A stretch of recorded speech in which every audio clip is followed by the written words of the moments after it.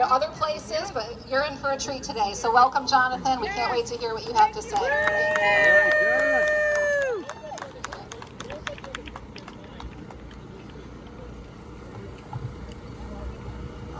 Well, it's great to see that people are still coming out after January. You know, so many people tucked tail and they went home and they just don't show back up. People think that in order to have a voice, you have to win every election, or you have to have representation in government.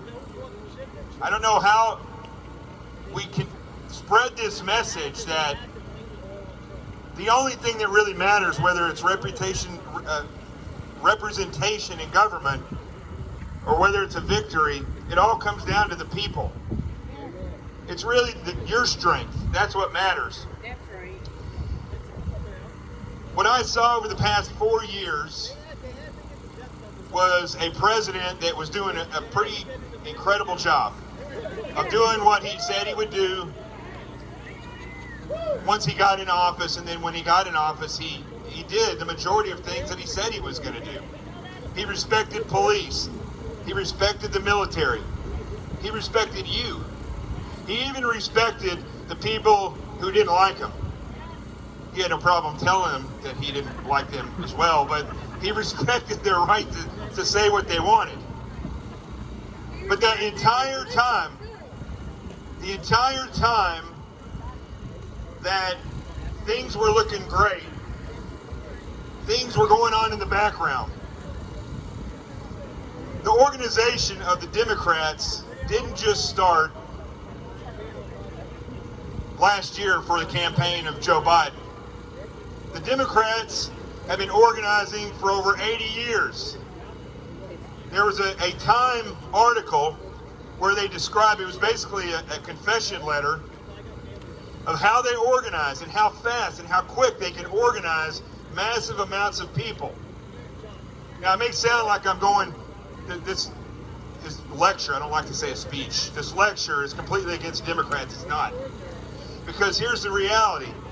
For 80 years, while these extremists, and they love to use the word extremist to describe patriots, but the reality is the extremists are on the left. Those are the people who want to overthrow your Constitution. Those are the people that want to change everything. Those are the people that use color, gender, race, sexuality. They use all these things to divide everyone. They're not trying to fix anything for anybody. You know, we had this saying when I used to be in the FBI, you may love the Bureau, but the Bureau doesn't love you. It's a terrible place to go to work, to be honest with you. You never want to work for a place that says that. But that's the case with the Democrat Party. You may love the Democrat Party if you're a Democrat here, or if you're an activist that's here, but they don't love you. They haven't done anything to solve any issues in the inner city. Neither has the Republican Party, for that matter, to tell you the truth. Politics in general have done nothing to fix anything. Why? Because that's not how they get reelected. That's what they think. You don't fix a problem, because if you do, you can never use that again to run for campaign. That's the way they think. You have to realize that the game is being played on you. It's not every 4 years or 2 years. It's not every year with the local elections. Every day. It's always being played on you. If you think for a second that people like Cuomo ever had your best interests at heart, you're wrong. And what Cuomo has done, it didn't just happen in 2020 with the elderly homes or with all these different individuals, these women that he has preyed upon.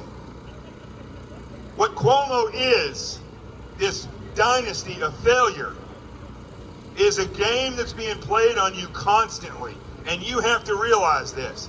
And just like you showed up here today, you have to show up every day. The citizens of this country have to start showing up. They have to start standing together. They have to start seeing the reality of what's being played. When they do that, you're going to start seeing that whether you're left or right, I don't even know what that means anymore. But basically, even the most hardened activists on the left They just want what's best for this nation. They just see it in a different light. And they're going down a path of socialism, which leads to communism.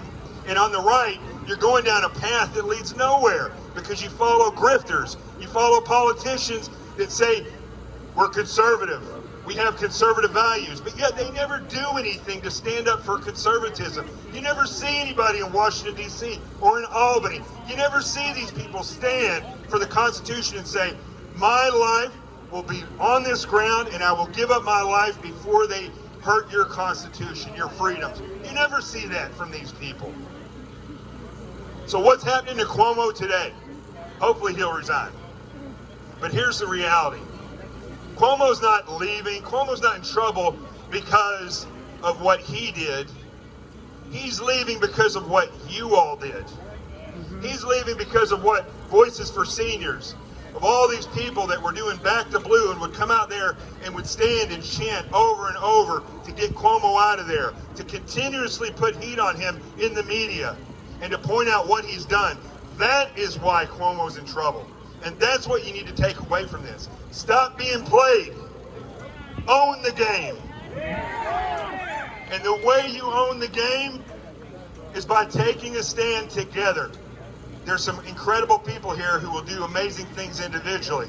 But ultimately, it's when we stand together, it's when the people stand with one another. Forget about liberal and conservative. Forget about Democrat and Republican. Stand for truth. Listen, you may be pro-abortion, but stop for a second and think about it. A governor who says that it's okay to kill a child that could live on its own is the same governor that preyed upon women that work for him. It's the same governor full well knowing and told us that the most vulnerable people to COVID are elderly people before or while he was putting sick people in with elderly people. You are the answer.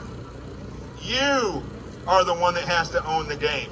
And you are the ones that can restore this nation. Start looking for common ground to stand upon. Start looking for those who will stand with you.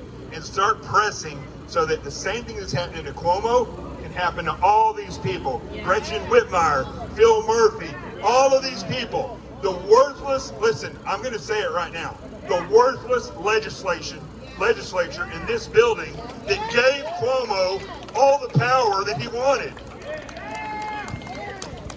It's like the people in California giving Charles Manson the keys to their house.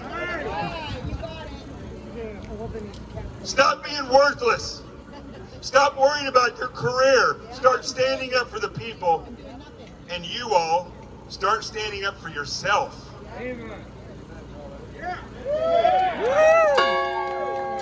God bless you.